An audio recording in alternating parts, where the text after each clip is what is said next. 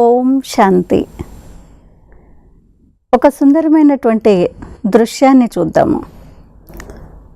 భూమి చాలా సస్యశ్యామలంగా పచ్చగా, పక్షుల యొక్క కిలకిల రావాలు, కోయల యొక్క మంచి సుందరమైనటువంటి ధ్వనులు, చాలా సమశీతోష్ణ స్థితి.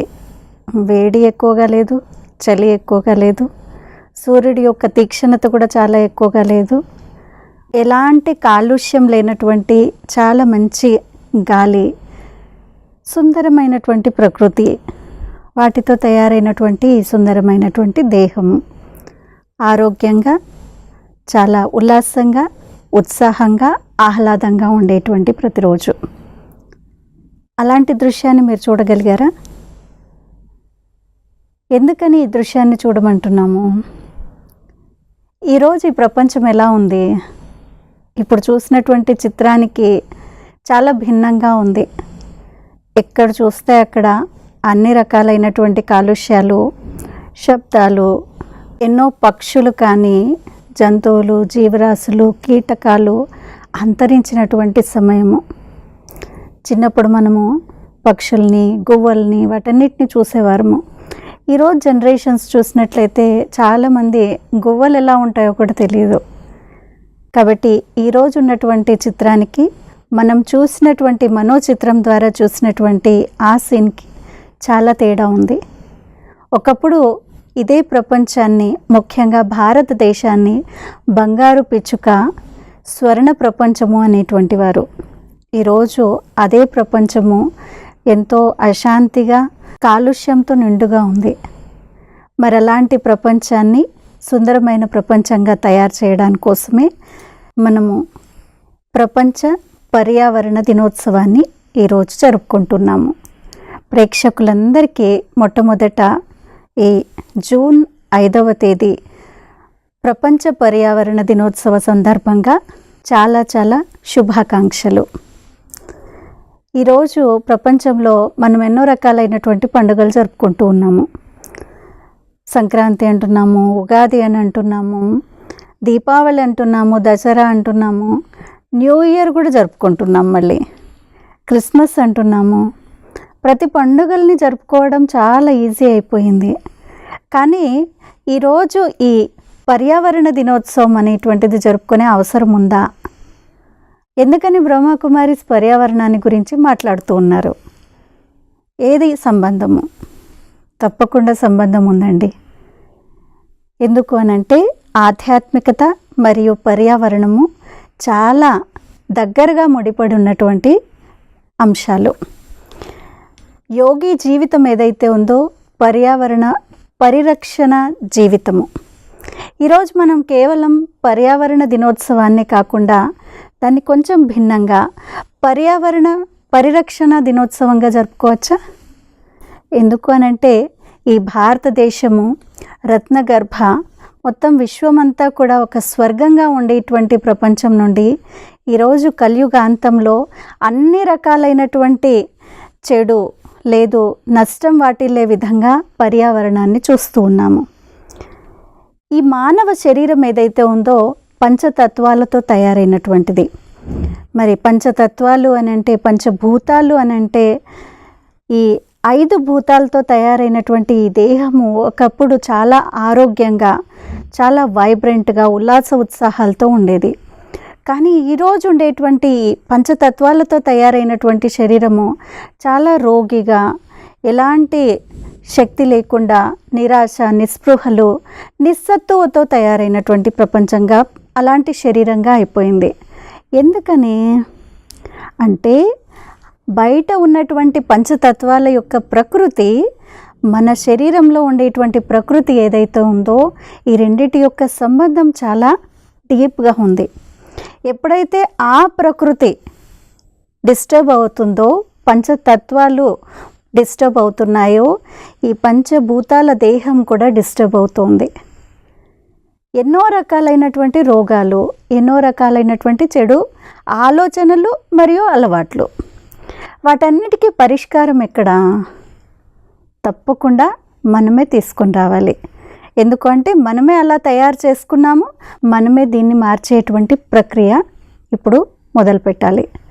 అందుకనే ఈరోజు మనము పర్యావరణ పరిరక్షణ దినోత్సవాన్ని జరుపుకుందాము. భూమిని కలుషితం చేసేసాము, నీటిని కలుషితం చేసేసాము, ఆక్సిజన్ పీల్చుకోవడానికి లేకుండా ఆక్సిజన్ బ్యాంక్స్ తయారు చేశారు చాలా దేశాలలో. నీళ్ళు అయితే చాలా పొల్యూట్ అయిపోయాయి. మనం అంటూ ఉన్నాము ప్రపంచంలో 3 వంతుల నీళ్లు ఉన్నాయి అని. కానీ నీరు లేకుండా ఈరోజు చాలా దేశాలు కరువు కాటకాల్లో ఉన్నాయి. అంటే ఏమవుతోంది?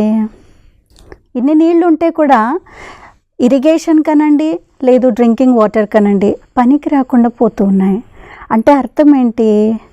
ఈరోజు మానవుడు తన యొక్క లోభంతో ఈ పంచతత్వాలను కలుషితం చేశాడు. పీల్చుకోవడానికి గాలి కూడా లేకుండా పోయింది అని అంటే దాన్ని కూడా కలుషితం చేసేసాడు. కలుషితం ఎలా చేశాడు అని నేను చెప్పాల్సిన అవసరం లేదు, మనందరము అనుభవజ్ఞులమే. మరి దీన్ని మార్చే దానికోసము మనము ఒక దృఢ సంకల్పాన్ని ఈరోజు తీసుకునేటువంటి రోజు. ఈ నెలలో మనము ఇంటర్నేషనల్ యోగా డే కూడా జరుపుకోబోతున్నాము. మరి యోగము అని అంటేనే సంబంధము. నా యొక్క సంబంధం ప్రకృతితో ఎలా ఉంది? ఒకప్పుడు ప్రకృతి నాకు తోడు ఇచ్చే విధంగా, సుఖాన్ని ఇచ్చే విధంగా ఉండేది. కానీ ఈరోజు పంచభూతాలు, నీరు, నిప్పు, గాలి, ఆకాశము, భూమి, 5 తత్వాలు కూడా దుఃఖాన్ని ఇచ్చే విధంగా అయిపోయాయి. ఎందుకు అంటే నేను దుఃఖాన్ని ఇచ్చాను. మరి ఎలా ఇలా అయిపోయింది? మానవుడికి ఉండేటువంటి ఏదైతే అనైతికత మరియు అత్యాశ ఉందో వీటన్నింటినీ దురుపయోగం చేయడానికి, నాశనం చేయడానికి ఉపయోగించేశాడు. మళ్ళీ ఈరోజు వీటన్నింటి ద్వారా దుఃఖాన్ని అనుభవం చేస్తున్నాము. మరి దీంట్లో ఒక చేంజ్ తీసుకొని వచ్చేది ఎలాగో మనం 5వ తేదీ ఈరోజు, మరి 21వ తేదీ జూన్ యోగా డే. ఈ మధ్యలో ఒక సంబంధాన్ని పెట్టవచ్చా? ఈ 15-16 రోజులు మనము రోజుకు ఒక మంచి పర్యావరణ పరిరక్షణ చేసేటువంటి అలవాటు చేసుకున్నట్లయితే మన ఇంట్లో కానీ, మన ఉండేటువంటి ఏరియా కానివ్వండి, లేదు దేశం కానివ్వండి, ప్రపంచం కానివ్వండి, ప్రతి ఒక్కరిలో అలాంటి చిన్న చిన్న మార్పులు వచ్చినా కానీ చాలా మార్పును చూడగలుగుతాము. ఎలాంటి మార్పులు? పర్యావరణ పరిరక్షణ కోసం ఏం చేయొచ్చు? ఒకటి, మొట్టమొదట నాకు గుర్తొచ్చేది ఫుడ్ వేస్ట్. భోజనాన్ని ఎంత ఈరోజు వేస్ట్ చేస్తూ ఉన్నాము అంటే, భూమి నుండి పండినటువంటి ఈ ఆహారాన్ని, ధాన్యాన్ని, దేన్నైతే మనం ధనము అని అంటామో, ఈరోజు నా లోభం కారణంగా, లేదు చెడు ఆలోచనల కారణంగా దాన్ని వేస్ట్ చేస్తూ ఉన్నాము. కాబట్టి మొట్టమొదటిది ఫుడ్ వేస్ట్ తగ్గించడము.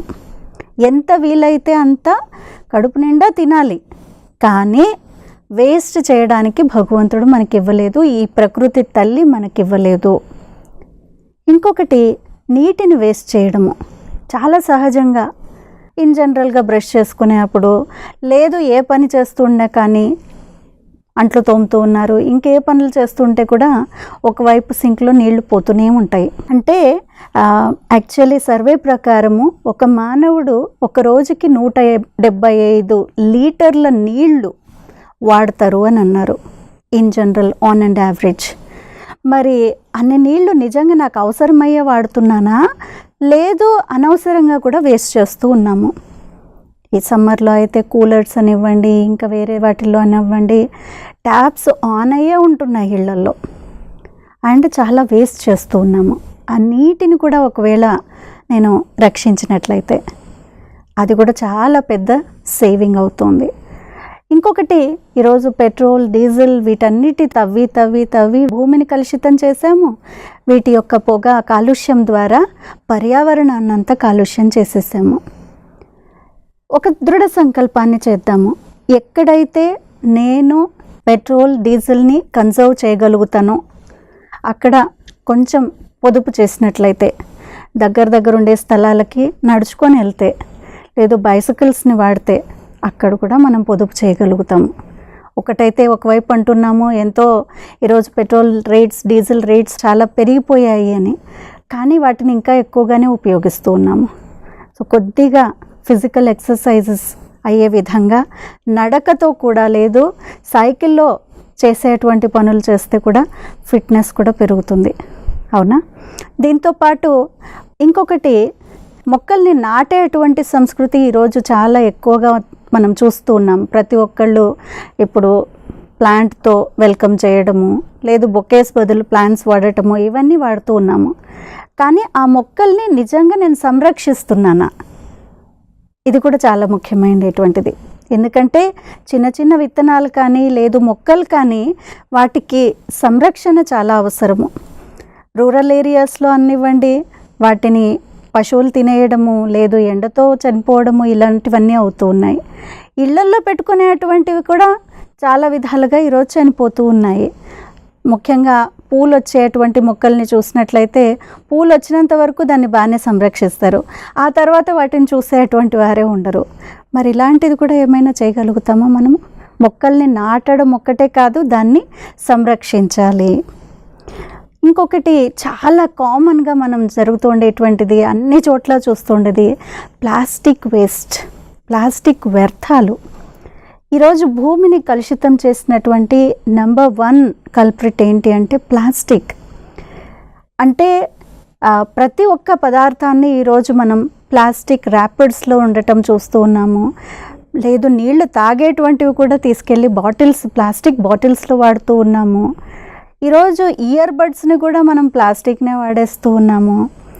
స్ట్రాలు, ఎండాకాలంలో ఇప్పుడు మనము కొబ్బరి నీళ్ళు తాగాలి అని అంటే స్ట్రా, అది కూడా ప్లాస్టిక్. ఇవన్నీ ఏవైతే ఉన్నాయో దీనితో, అంటే నిజ జీవితంలో చూసినట్లయితే పూర్తి రోజంతా మన యొక్క ప్రతి పని ప్లాస్టిక్తో ముడిపడి ఉంది. మీరు ఆలోచించండి ఏ ఏ పనులు ఇలా ఉన్నాయి అని. ఈ ప్లాస్టిక్ వ్యర్థాలను కూడా ఒకవేళ మనం తగ్గించినట్లయితే తప్పకుండా మనం ఎంతో సేవ్ చేయగలుగుతాము, ఈ పర్యావరణాన్ని రక్షించగలుగుతాము.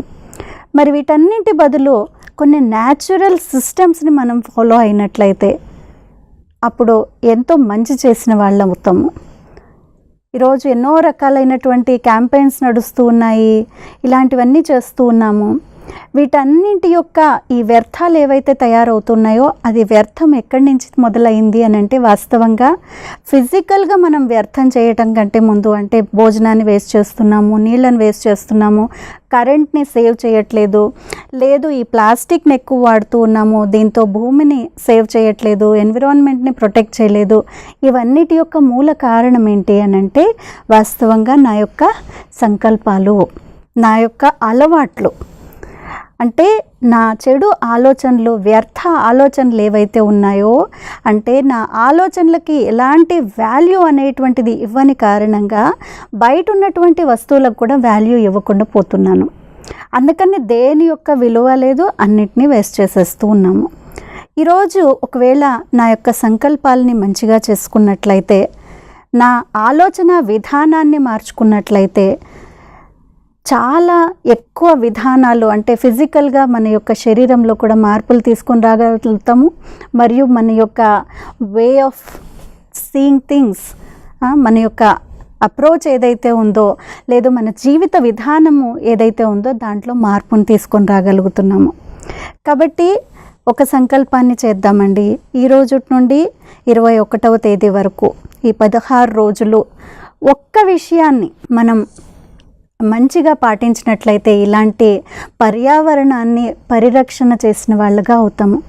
ఒకే ఒక్క ఈ భూమి మాత్రమే జీవనాధారము, జీవరాశులు, జంతురాశులు ఉండటానికి అనువైనటువంటిది అని అంటున్నాము. మరి అలాంటి భూమిని కూడా మనం ఈరోజు కాపాడుకోలేదు అని అంటే నెక్స్ట్ వచ్చేటువంటి జనరేషన్స్ ఎలా ఉండగలుగుతారు?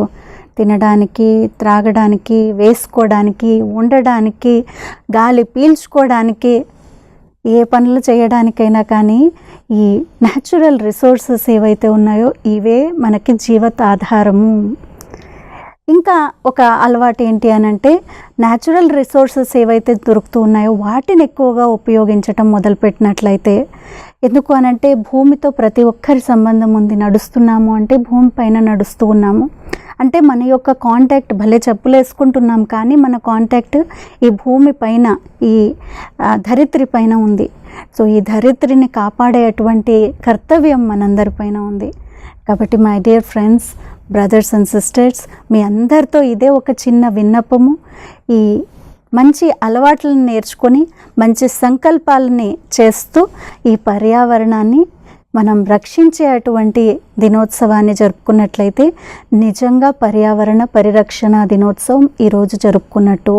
ఎందుకంటే భారతదేశం యొక్క పండుగలన్నీ కూడా ప్రకృతితో మమేకమై జరుపుకునేటువంటివి.